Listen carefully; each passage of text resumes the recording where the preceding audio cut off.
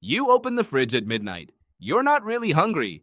You just want something. Your hand reaches for the thing with the most fat, the most sugar, the most salt. You tell yourself it's a habit.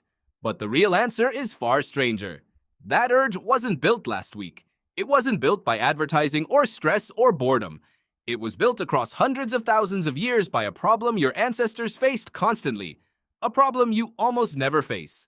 The food simply running out. You live in a world of surplus.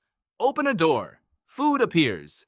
But for most of human history, that door stayed shut for weeks at a time. Herds moved on. Plants died back. Storms came.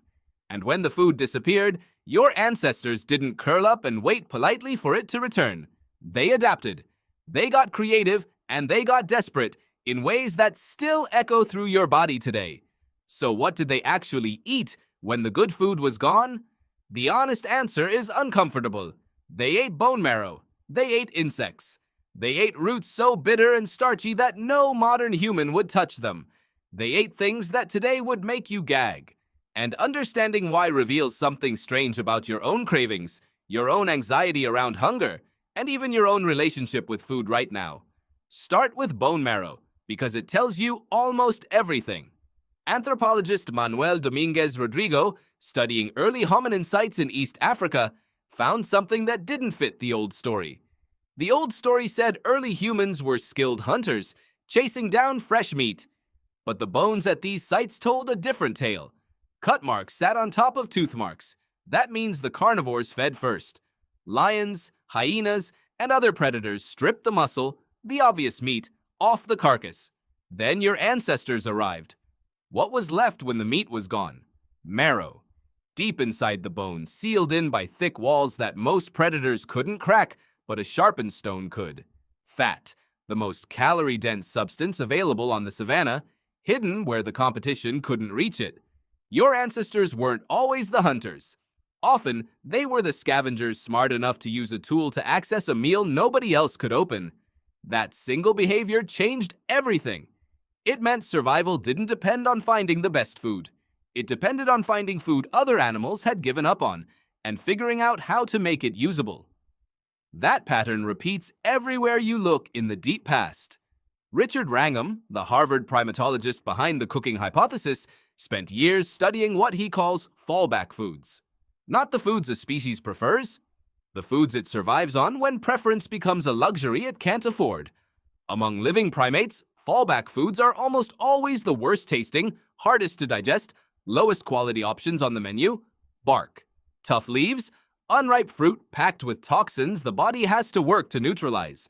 Wrangham's insight was this: a species isn't defined by what it eats when times are good. It's defined by what it can survive on when times are bad. And the foods that define survival are never the delicious ones. For early humans, that meant underground storage organs.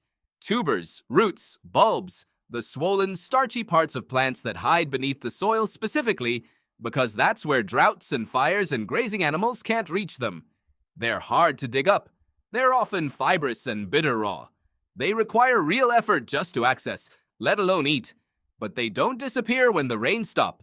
And that single trait, durability when everything else fails, made them one of the most important fallback foods in human evolution. Some researchers argue this is part of why early humans evolved the specific hand strength and tool use they did. Not for the easy food, for the food that survived hard times alongside them. Then there's the option that sounds the strangest to you today: insects.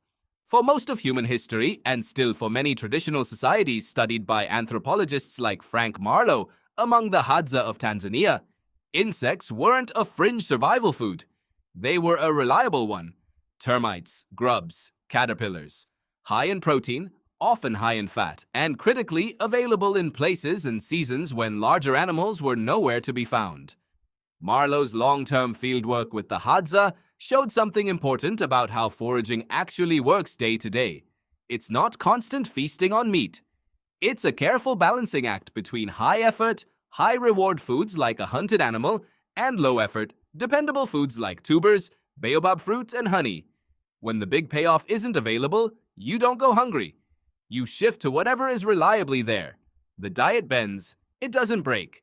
That bending is the real survival skill. Not eating perfectly, eating flexibly. Here's the twist, though. The body wasn't just adapting its behavior to scarcity, it was adapting its biology.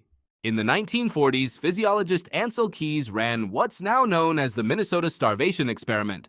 He took healthy volunteers and gradually cut their food intake to simulate famine conditions, then watched what happened, not just to their bodies, but to their minds. What he found was unsettling. The men became obsessed with food, not casually interested, obsessed. They dreamed about meals. They collected recipes they had no intention of cooking. They hoarded scraps. Some hid food in their rooms even though more was coming the next day. Their personalities shifted. Irritability rose. Their thoughts narrowed until food filled almost the entire frame of their attention. This wasn't weakness. This was the ancient famine response switching on, exactly as it was designed to. A brain under caloric stress doesn't calmly ration. It panics, fixates, and pushes the body toward any available calorie, especially fat and sugar, the densest energy sources it can find. That response kept your ancestors alive through droughts and failed hunts and brutal winters they couldn't predict or control. Did you notice the parallel yet? That same fixation, that same pull toward dense, calorie-rich food, that same hoarding instinct still lives in you. Not because you're broken, because the system built for genuine famine never got the memo that famine, for most of you reading this, basically ended. Your body still treats scarcity as the default threat to prepare for. A skipped meal still triggers a faint echo of the same alarm Keys documented in his starving volunteers. A stressful week still nudges you toward the fridge, toward the densest, most reliable calories in the house.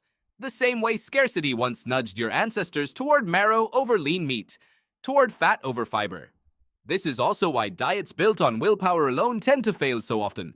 You're not fighting a bad habit. You're fighting hundreds of thousands of years of a system trained to treat restriction as an emergency. So the next time you stand in front of an open fridge at midnight, not hungry, just wanting, you're not seeing a personal flaw. You're watching one of the oldest survival programs on the planet quietly run in the background of an ordinary night, completely unaware the famine it was built for ended generations ago, and that the door in front of you was never going to stay shut.